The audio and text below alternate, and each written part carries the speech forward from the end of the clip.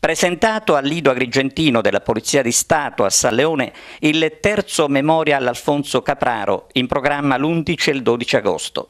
Al torneo parteciperanno rappresentative della Polizia di Stato, della Guardia Costiera, della Polizia Municipale, Guardia di Finanza, dell'Arma dei Carabinieri, dei Vigili del Fuoco, della Polizia Penitenziaria e della Magistratura.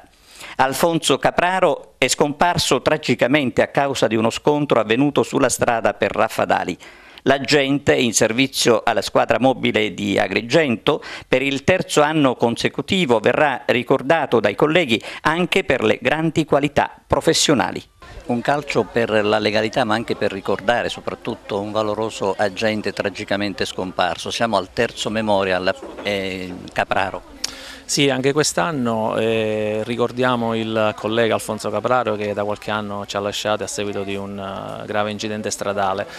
La famiglia della Polizia di Stato non dimentica il collega e lo ricordiamo ogni giorno durante il nostro lavoro, ma nel periodo estivo, grazie all'iniziativa di alcuni colleghi, lo ricordiamo particolarmente con un memorial di calcio che vede anche il coinvolgimento non soltanto della Polizia di Stato ma anche di tutte le altre forze di polizia che con grande sensibilità aderiscono all'iniziativa.